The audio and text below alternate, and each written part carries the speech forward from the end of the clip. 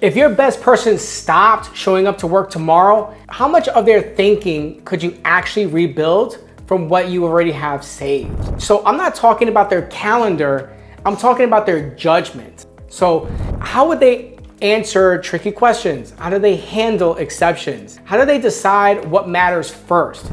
And if the honest answer is, and everyone says this, is not very much, then right now you don't own their brain, you're just borrowing it. And that's exactly what happens every single time an employee leaves the company. And if you don't own it, their brain, the way that they think about these problems, you can't clone it. And in this video, I'm gonna show you why AI automations are quickly becoming just normal, expected work. A simple way to tell if you own your expert's know-how or you're just renting it. Exactly how I'm cloning a pet nutritionist expert's brain over 30 days and how you can copy that process for your best person. Okay, I've made some really broad claims here, but right now, everyone is doing the same stuff with AI, which is auto-replying to emails, summarizing calls, hooking AI into their own CRMs, and all of it is great, but it's not special because tools are cheap.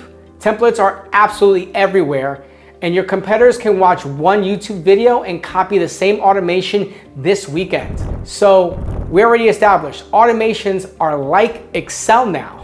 You need them, but they don't make you different. So what is your real edge now? It's how your best people handle messy situations in your company. What they say, what do they ignore, and what do they push back on? And this is the AI moat that I care about, and it's super simple. Take your best people and how they think, their judgment, their decision-making framework, and save it in your own world, your company, and then teach AI to act more like that over time. That's all cloning an expert really means, at least for me. It's not replacing the human, okay? That's another video. It's capturing their way of thinking so that your entire team and your tools can benefit. Owning your expert's brain actually means there's a way of handling situations is written down somewhere. So you control the documentation, the notes, the folders, the Notion, or your database.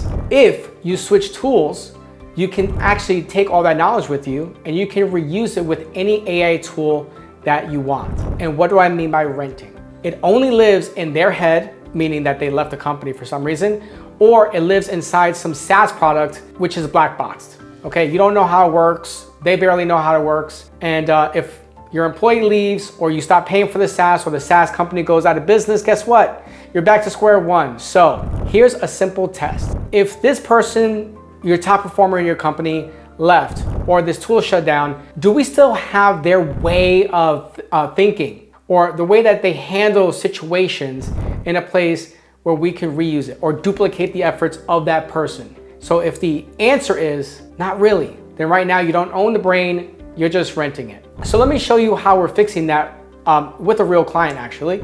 My client Trevor runs World Pet Health. He spent years on learning dog nutrition, reading books and studies and answering client questions and testing what works and what actually doesn't and documenting the entire process. So when a dog answerer asks him, is this food safe for my dog with X problem? Trevor can give a better answer than 99% of what people are usually Googling.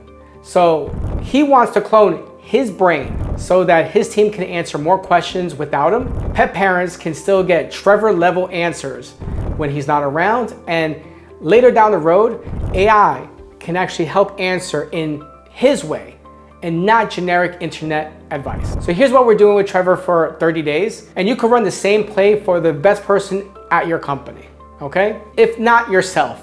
If you're the founder of the company, you should also do this for yourself, okay?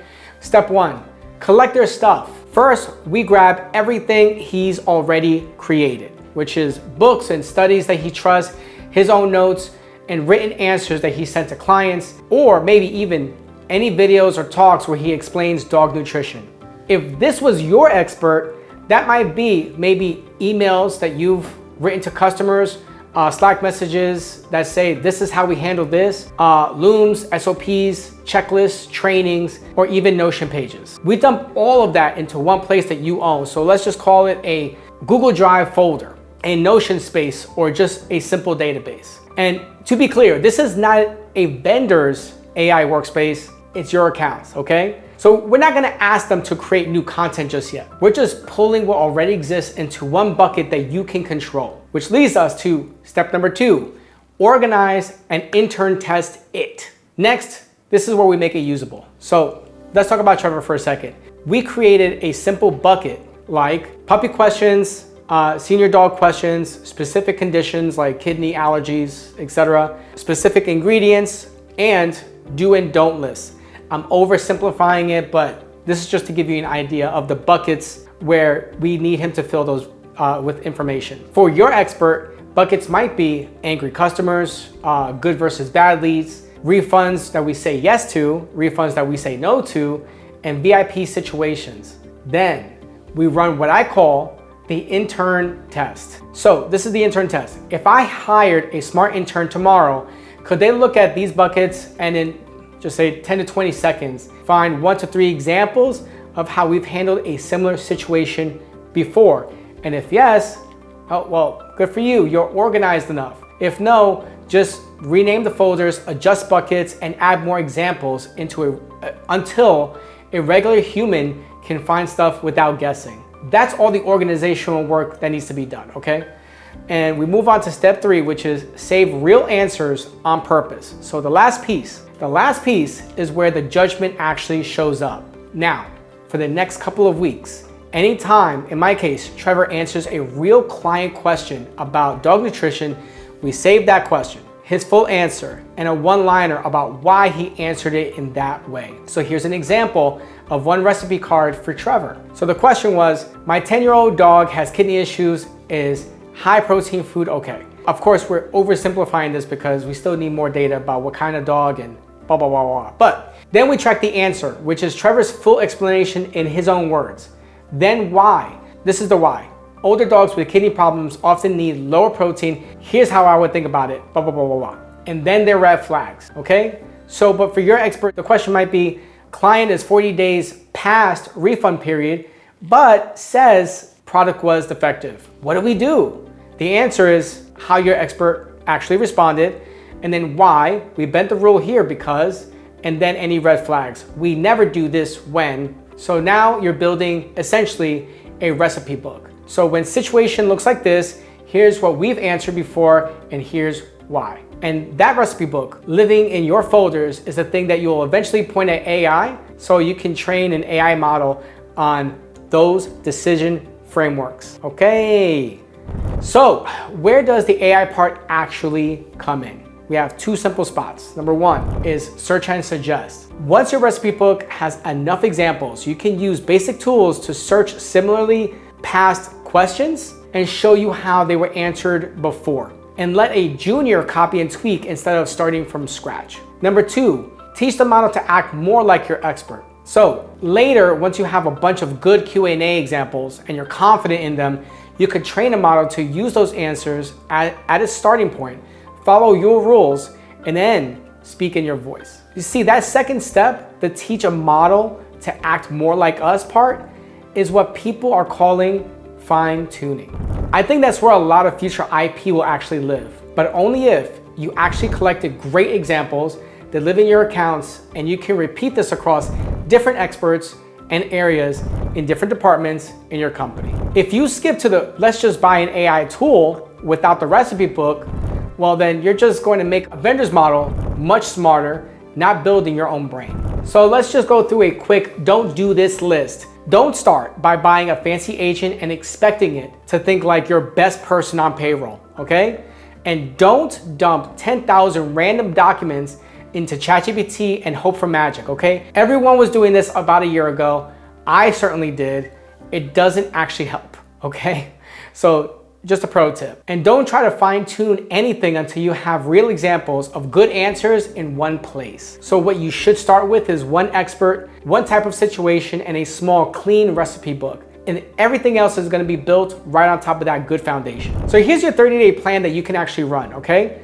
Week 1, pick your Trevor or expert and then just start collecting. Choose one person and in one area of your business, if not yourself, pull their emails, notes, looms, trainings, SOPs, all into one folder that you can own. Week 2 is make buckets and run the intern test that we talked about. So just create 5 to 10 buckets that match real situations, drag old answers into the right buckets, fix names and structures until a new hire can find those examples super fast, like 10 to 20 seconds. Weeks 3 and 4, save fresh answers on purpose. So anytime that kind of situation comes up, have your expert answer like a normal person, paste that question and answer into that folder, and add a one-line why and any red flags. And at the end of 30 days, guess what? You're gonna have a small but real brain for one part of your business sitting in your tools that you can search, reuse, and eventually hook AI into on your terms. So AI automations are quickly becoming just the cost of doing business. The thing that will actually matter is whose recipe book is better and who actually owns it. This is just what I believe the future's gonna be. And if the way that the best people think lives only in their head, so they can leave to go get another job or something, or inside tools that you can't take with you, then you can't clone it. You can only hope it doesn't walk away or get shut off. If you start doing what we're doing right now with Trevor, collect what already exists, organize it so that a normal person can find stuff, and save fresh answers on purpose, well, you're gonna have a head start on building that company brain that you can plug your AI into, okay? To make it easy, I just put together a simple expert clone starter pack, which is a 30-day checklist and a basic template for the buckets and recipe cards, everything that we literally just talked about. And you could grab it from commenting bucket in the comments, okay? And all you have to do is just run it for one person in one area. Then you won't be asking, what's our AI strategy in the abstract? You'll be actually building the one thing that actually matters, a brain that you own so you can clone that later. And if you found any value in this video, please comment buckets down below for the template and subscribe, and I'll see you next time.